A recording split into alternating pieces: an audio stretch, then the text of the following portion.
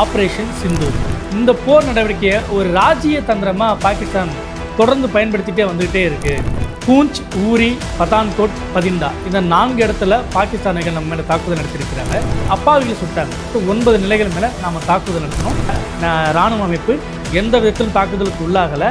இது முற்றிலும் ஒரு தவறான தகவல் அப்படின்றது மாறி மாறி இருதரப்பிலும் நடந்துக்கிட்டே தான் வருது. டிஎன் டாக்ஸ் நேயர்களுக்கு வணக்கம்.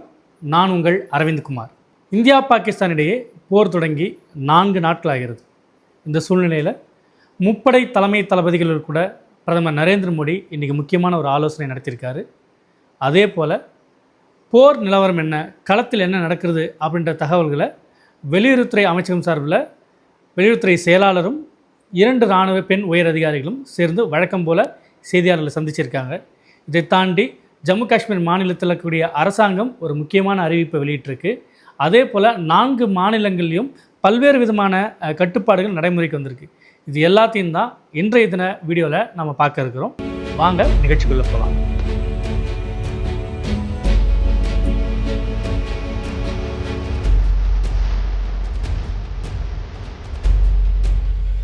பெஹல்காம், இந்த ஒரே ஒரு பேர் தான் இன்றைய தினம் இந்தியா பாகிஸ்தான் இந்த 2 நாடுகளுக்கு இடையிலான போருக்கான காரணமாக அமைஞ்சிருக்கு. ஒரு அழகான சுற்றுலாத்தலமான அந்த பெஹல்காம் தீவிரவாதிகளுடைய கொடூரமான தாக்குதலினால் இன்றைக்கி உலகம் முழுக்க அறியப்பட்ட பேராக மாறியிருக்கு. கடந்த மாதம் ஏப்ரல் 22ஆம் தேதி ஆயுதம் தாங்கிய 4 தீவிரவாதிகள், த ரெசிஸ்டன்ட் ஃப்ரண்ட் அப்படின்ற தீவிரவாத அமைப்பை சேர்ந்தவங்க, அந்த அமைப்பு லஷ்கரே தொய்பாவுடைய ஒரு கிளை அமைப்பு. அவங்க இந்த பெஹல்காம்ங்கிற சுற்றுலாத்தலத்துக்கு வந்து அப்பாவி சுற்றுலா பயணிகளை ஒரு குருவி சுடுவது போல் சுட்டு கொன்னாங்க. ஒரு நேபாளி உட்பட மொத்தம் 26 பேர் அந்த படுகொலையில் கொல்லப்பட்டாங்க. தங்கள் இன்னுயிரை ஈந்தார்கள் அப்படின்னு தான் சொல்லணும். அது தொடர்பாக இந்தியா பாகிஸ்தான் இடையே ஒரு போர் பதற்றமான ஒரு சூழல் உருவாயிடுச்சு. கடந்த 7ஆம் தேதி நள்ளிரவு இந்தியா தரப்பில் ஒரு பதிலடி கொடுக்கப்பட்டது. ஆப்ரேஷன் சிந்தூர் அப்படின்ற பேரில் அந்த தாக்குதலுக்கு பெயரிடப்பட்டது. அந்த தாக்குதல் என்ன பண்ணாங்கன்னா, பாகிஸ்தான் செய்தது போல் அல்லாமல், அதாவது அவங்க என்ன பண்ணாங்க, அங்கே வந்து அப்பாவிகளை சுட்டாங்க. தீவிரவாதிகள் இங்கே உள்ள இந்தியர்களை அப்பாவிகளை சுட்டாங்க. நாம் பதிலுக்கு பாகிஸ்தான்லேயும் பாகிஸ்தான் ஆக்கிரமிப்பு காஷ்மீரில் இருக்கக்கூடிய தீவிரவாத நிலைகள் மேலே மொத்தம் 9 நிலைகள் மேலே நாம் தாக்குதல் நடத்தினோம் கடந்த 7ஆம் தேதி. அத்தோடு அது முடிச்சிருந்தால் பரவாயில்லை. ஆனால் பாகிஸ்தான் அதுக்கு நாங்கள் பதிலடி கொடுப்போம் அப்படின்ட்டு 7ஆம் தேதி துவங்கி 8, 9, இன்றைய தினம் 10ஆம் தேதி தொடர்ந்து 3 நாட்களாக, இன்றைய தினத்தோடு சேர்த்து மொத்தம் 4 நாட்களாக இந்தியா பாகிஸ்தான் இடையிலான அந்த தாக்குதல்கள், பீரங்கி தாக்குதல்கள், ஏவுகணை தாக்குதல்கள், ட்ரோன் தாக்குதல்னு மாறி மாறி இருதரப்பிலும் நடந்துக்கிட்டே தான் வருது. குறிப்பாக இந்த 4ஆவது நாளில் என்ன நடந்திருக்கு அப்படின்றத பாதுகாப்புத்துறை அமைச்சகத்தின் சார்பாக வெளியுறவுத்துறை அமைச்சகத்துடைய செயலாளர் Vikram Misri, colonel Sofiya Qureshi, wing commander Vyomika Singh, இந்த 3 பேரும் இன்று காலை செய்தியாளர்களை சந்தித்தாங்க. அதில் அவங்க என்ன சொன்னாங்கன்னா, முதல்ல விக்ரம் மிஸ்ரி பேசிய தகவலுடைய சுருக்கம் என்ன அப்படின்னா, பாகிஸ்தான் ஆத்திரமூட்டும் செயல்களே, அதாவது இந்தியா ஆத்திரம் கொண்டு நம்ம மேலே ஏதாச்சும் தாக்குதல் நடத்தணும், ஆத்திரம் கொண்டு ஏதாச்சும் ஒரு செயல்களை இறங்கணும், அதை காரணமாக காட்டி உலக நாடுகள் மத்தியில் நாம் ஒரு இரக்கத்தை சம்பாதிக்கலாம், இல்லை உள்ளூரில் பலுசிஸ்தானில் கிளர்ச்சியாளர்கள் எழுப்புகிறாங்க கேள்விகளுக்கு நம்ம ஒரு பதில் சொல்லலான்ட்டு இந்த போர் நடவடிக்கையை ஒரு ராஜ்ஜிய தந்திரமாக பாகிஸ்தான் தொடர்ந்து பயன்படுத்திகிட்டே வந்துக்கிட்டே இருக்குது. அத்தகைய ஒரு நிலைப்பாடை தான் இப்பவும் பண்ணுது. ஏன்னா நாம் அவங்களுடைய நகரங்களில் நாம் வந்துட்டு தாக்கி அடிச்சிட்டோம், இல்லாட்டி ஆப்கானிஸ்தான் மேலே நாம் வந்துட்டு தாக்குதல் நடத்தணும், இப்படியான பல்வேறு பொய்களை வந்துட்டு பாகிஸ்தான் அரசாங்கமே அங்கே இருக்கிற நாட்டு மக்கள்கிட்ட சொல்லிகிட்டு இருக்கு. இதை முழுமையான பொய் அப்படின்றத விக்ரம் மிஸ்ரியுடைய முதலாவது ஸ்டேட்மெண்ட்டாக இருந்தது. ரெண்டாவது, நாம் சட்டத்துக்கு உட்பட்டும் சர்வதேச நீதிகளுக்கு உட்பட்டும் தான் இந்த தாக்குதலை நம்ம முன்னெடுத்துட்டு வரோன்றதை ஒவ்வொரு செய்தியாளர் சந்திப்பின் போதும் விக்ரம் மிஸ்ரி சொல்லிக்கிட்டே இருக்கிறாரு. அதைத்தான் இந்த முறையும் அவர் வலியுறுத்தினார். இது 2வது பாயிண்ட். கர்னல் சோஃபியா குரேஷியோட ஸ்டேட்மெண்ட் என்னவாக இருக்குது அப்படின்னா, இந்தியாவோட மேற்கு பகுதியில் பாகிஸ்தான் தொடர் தாக்குதலில் ஊடுருவலை செஞ்சுக்கிட்டே வருது அப்படின்னு அவங்களுடைய குற்றச்சாட்டாக இருக்குது. குறிப்பாக ஜம்மு காஷ்மீர், பஞ்சாப், ராஜஸ்தான், குஜராத் இந்த 4 மாநிலங்களில் 26 நகரங்களை குறிவச்சு பாகிஸ்தான் ட்ரோன்கள் மூலமாக தாக்குதலை முயற்சிக்கிறாங்க. ஆனால் அது அத்தனையுமே இந்திய தரப்பில் முறியடிக்கப்பட்டிருக்கு. அப்படின்னா 26 நகரங்களையும் எந்த நகரத்தில் இது பாதுகாப்பு குறைபாடு இருக்குது இல்லை பாதிப்பு இருக்குது அப்படின்ற செய்திகள் வெளியே வந்திருக்கும். எந்த இடத்துலையுமே வரல. ஸ்ரீநகர் விமானப்படை தளத்தை மட்டும்தான் அவங்க நேரடியாக தாக்க முயற்சி செஞ்சுருக்காங்க. பாதுகாப்பு உபகரணங்கள் சேதமடைஞ்சிருக்கின்றது கர்னல் சோஃபியா குரேஷியுடைய ஸ்டேட்மெண்ட்டில் நமக்கு தெரிய வருது. வேறு எந்த இடத்துலையும் எத்தகைய பாதிப்பிலும் நிகழவில்லை. அதே போல் நள்ளிரவு 1:40 மணிக்கு ஜம்மு காஷ்மீர் மாநிலத்தை பொறுத்தவரை பூஞ்ச், ஊரி, பதான்கோட், பதிண்டா இந்த 4 இடத்துல பாகிஸ்தானிகள் நம்ம மேலே தாக்குதல் நடத்தியிருக்கிறாங்க. அதே போல் ஸ்ரீநகர் விமானப்படை தளத்தை குறிவச்சு நள்ளிரவு 1:40 மணி போல் நம்ம மேலே தாக்குதல் முயற்சி நடந்திருக்கு. ஆனால் அந்த தாக்குதலில் பாதுகாப்பு உபகரணங்கள் ஒரு சில பணியாளர்கள் தான் காயமடைஞ்சிருக்காங்க. வேறு எந்த விதமான உயிரிழப்புகளும் இல்லை என்பது கர்னல் சோஃபியா குரேஷியுடைய ஸ்டேட்மெண்ட்டில் முக்கியமான ஒரு பாயிண்ட்டு.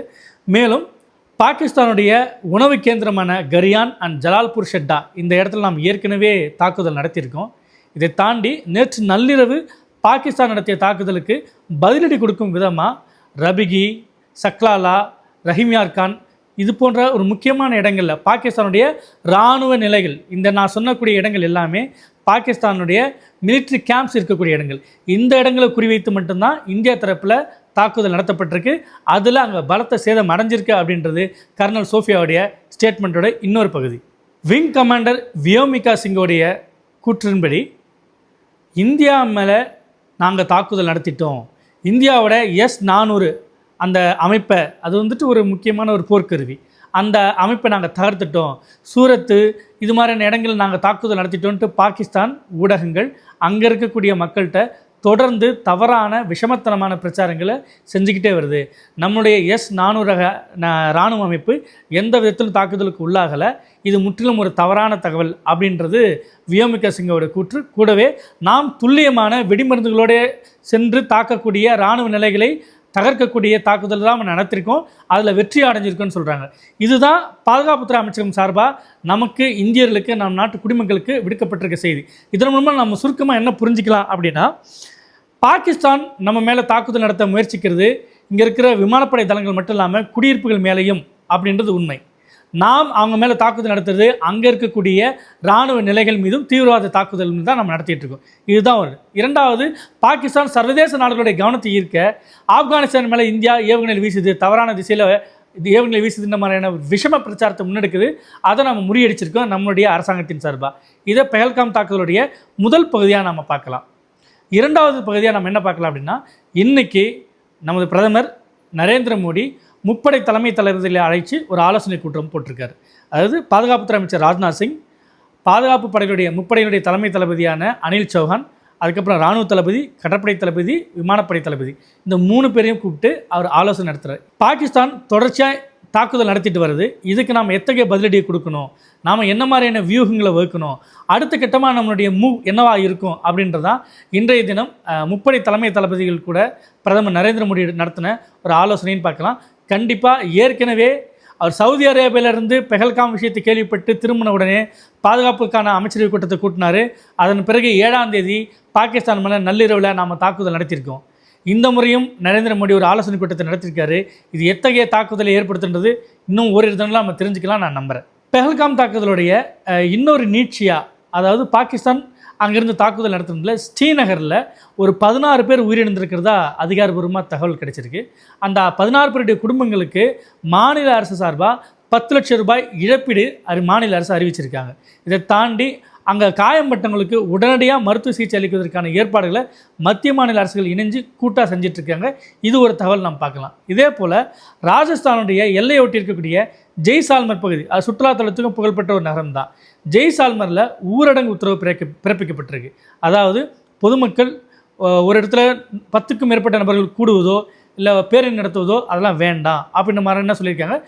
மக்கள் வீடுகளில் அமைதியாக இருங்க, சைரன் ஒலி வந்தால் நீங்கள் கதவுல திறக்காதீங்க, பாதுகாப்பான இடங்களில் நீங்கள் தஞ்சம் புகுங்க அப்படின்ற அறிவுறுத்தல் கொடுக்கப்பட்டிருக்கு.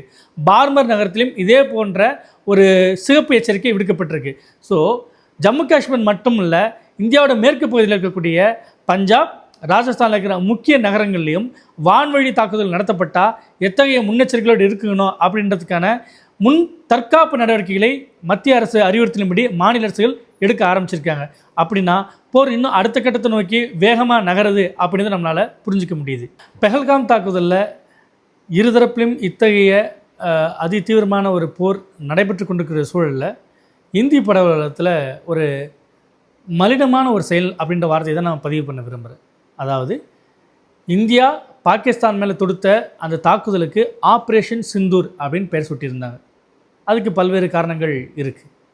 ஆனால் இந்த ஆப்ரேஷன் சிந்தூரை தங்களுடைய படத்திற்கு தலைப்பாக வச்சு புதிய படங்களை இயக்க இந்தி பட உலகத்தினர் ரொம்ப ஆர்வம் காட்டியிருக்காங்க.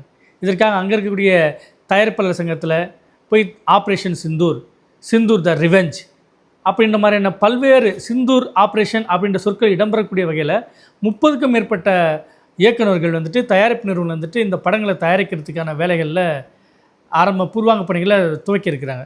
இதில் ஒரு இயக்குனர் தன்னுடைய இன்ஸ்டாகிராம் பக்கத்தில் உத்தம் மகேஸ்வரி அவருடைய பேர், தன்னுடைய இன்ஸ்டாகிராம் பக்கத்தில் ஆப்ரேஷன் சிந்தூர்ன்ற பேரில் படம் எடுக்க போகிறதா ஒரு போஸ்டரையே வெளியிட்டிருந்தார். இந்த போஸ்டர் ரொம்ப வைரல் ஆகிடுச்சு. இதை பார்த்துட்டு பல்வேறு தரப்பினர், ஒரு பக்கம் போர் நடந்துக்கிட்டு இருக்குது, அங்கே போரில் நம்முடைய வீரர்கள் உயிர் தியாகம் செஞ்சிட்ருக்கிறாங்க, இந்த பக்கம் பெரிய அளவுக்கு பாதிப்புகள் நம்ம எதிர்கொண்டு இருக்கோம், அதை தடுக்கிறதுக்கான பணிகளில் மத்திய அரசு ரொம்ப தீவிரமாக ஈடுபட்டுருக்காங்க. இப்படிப்பட்ட சூழ்நிலை இதை ஒரு திரைப்படமாக ஒரு வணிகமாக மாற்றுறது எந்த விதத்திலையும் சரியில்லை, இது ஒரு இழிவான ஒரு மலினமான செயல் அப்படின்ட்டு சமூக வலைதளங்களில் நிறைய விமர்சனங்கள் எழுந்தது. உடனே உத்தம் மகேஸ்வரி என்ன பண்ணிட்டாரு, இல்லை நான் நம்ம வீரர்களுடைய தியாகத்தையும் அர்ப்பணிப்பு உணர்வையும் நான் வந்துட்டு வெளிக்காட்டுற விதமாக தான் படமாக எடுக்க நினச்சேன், ஆனால் இந்த நேரத்தில் நான் எடுக்க நினச்சது தவறு, அதனால் நான் மன்னிப்பு கேட்டுக்கிறேன் அப்படின்னு அவர் சொன்னார். இருந்தாலும் கூட அந்த 30க்கும் மேற்பட்ட தலைப்புகள் பதிவு செய்யப்பட்டிருக்கு. திரைப்படங்கள் நம்மளை மகிழ்விக்கிறதுக்காக பொழுதுபோக்கு அம்சங்களை உள்ளடக்கியது தான். ஆனால் நாடு போர் முனையில் இருக்கும்போது அதையே நான் வந்து திரைப்படமாக எடுத்து காசாக்க நினைக்கிறதுன்றது ஒரு மலினமான செயல். பெஹல்காம் தாக்குதலில் இந்தியாவுடைய நடவடிக்கைகளை உலகமே உற்று நோக்குது. நம்மளுடைய மாநிலம், நம்ம இந்தியாவில் இருக்கக்கூடிய அனைத்து மாநிலங்களும் இந்த மத்திய அரசுடைய நடவடிக்கைக்கு ஆதரவு தெரிவிச்சுட்டு வராங்க. குறிப்பாக தமிழ்நாட்டில் இன்று முதலமைச்சர் மு.க. ஸ்டாலின் தலைமையில் ஒரு பேரணி, அதாவது மத்திய அரசுக்கு ஆதரவாகவும் நமது இராணுவ வீரர்களுக்கு ஆதரவாகவும் அவர்கள் போர் முனையில் செய்யும் தியாகங்களை போற்றும் விதமாகவும் சென்னையில் ஒரு பேரணியை முதலமைச்சர் மு.க. ஸ்டாலின் தலைமையில் முன்னெடுக்கிறாங்க. இந்தியாவிலேயே வேறு எந்த முதலமைச்சரும் இத்தகைய வெளிப்படையான ஒரு ஆதரவு, அவர்களுடைய தியாகத்தை தீரத்தை போற்றும் கூடிய ஒரு செயலை வெளிப்படையாக செய்யலை. எல்லா விதத்திலும் தமிழ்நாடு முன்னோடி மாநிலமாக தான் இருந்துகிட்ருக்கு இந்தியாவில். அந்த வகையில் இந்த போர், இந்தியா பாகிஸ்தான் இடையிலான போரில் நமது இராணுவ வீரர்களுக்கான உரிய மரியாதையை, அவருடைய வீரத்தை போற்றும் வகையில் வெளிப்படையாக ஒரு மாநில அரசாங்கம் ஆதரவு தெரிவிக்குதுன்ற வகையில் ஒரு பேரணியும் தமிழ்நாடு தான் முன்னெடுக்குது, முதலமைச்சர் மு.க. ஸ்டாலின் தான் முன்னெடுக்கிறார். இந்த விஷயத்தை நம்ம இங்கே குறிப்பிட்டு தான் ஆகணும். பெஹல்காம் தாக்குதலை தொடர்ந்து இந்தியா பாகிஸ்தான் இடையிலான இந்த போர் பதற்றம் நாளுக்கு நாள் அதிகரிச்சுட்டே வர்றது உண்மைதான். ஆனால் அதை விடவும் நம்ம கவலைப்படக்கூடியது பல்வேறு போலி செய்திகள், வட இந்திய ஊடகங்கள், சமூக வலைதள பயனாளர்கள், இப்படி நிறைய பேர் வந்துட்டு தாங்கள் இந்தியா மேலே பாசம் காட்டதான் நினச்சி, நம்மளுடைய தேசத்தை போற்றுவதாக நினச்சி இல்லாத பல செய்திகளை உருவாக்குறாங்க. எப்போதோ நடந்த போரில், எங்கேயோ நடந்த விபத்துகளை, அதோடைய காட்சிகளை எடுத்து நாம் பாகிஸ்தானை தாக்கிட்டோம் பாருங்கள், அங்கே இருக்கிற விமான நிலையத்தை நம்ம வந்துட்டு சுக்குநூறாக உடைச்சிட்டோம் அப்படின்ற மாதிரியான வீடியோ பதிவுலாம் போடும்போது சர்வதேச நாடுகள்கிட்ட நம்ம பதில் சொல்ல வேண்டிய நிலைமைக்கு நம்ம தள்ளப்படுறோம். ஸோ தேசப்பற்று என்பது இந்தியாவை வெறுமனே போற்றி புகழ்வது மட்டுமல்ல, இந்த இக்கட்டான தருணத்தில் நாம் அமைதி காத்து சரியான தகவல்களை பகிரணும். முடிந்தவரை தகவல்களை பகிராமல் இருந்தால் கூட நல்லது தான். அப்படி பகிரக்கூடிய தகவல்களை உண்மைத்தன்மை இருக்குதான்றதை மட்டும் தான் பார்க்கணும். ஆனால் பல பேர் வந்துட்டு தகவல்களை பகிர்றோன்ற பேரில் இல்லாத பொய்யான தகவலை பரப்புறதை பற்றி மத்திய அரசு ரொம்ப கவலைப்பட்டிருக்கு. நானும் அந்த விஷயத்தை தான் சொல்ல விரும்புகிறேன். உங்களுக்கு தெரிந்த நம்பகமான உண்மையான மத்திய அரசாங்கம் வெளியிட்ட தகவல்களையும் அவர்கள் கொடுக்கக்கூடிய வீடியோ ஆவணங்களின் அடிப்படையில் நீங்கள் பெஹல்காம் தொடர்பான தகவல்களை பகிரலாம். அதை தாண்டி வேறு எந்த தகவலையும் நீங்கள் பகிர வேண்டாம் என்று மீண்டும் ஒரு முறை வலியுறுத்தி கேட்டுக்கொள்கிறேன். டிஎன் டாக்ஸ் நேயர்களை அடுத்த ஒரு வீடியோவில் நாம் சந்திப்போம்.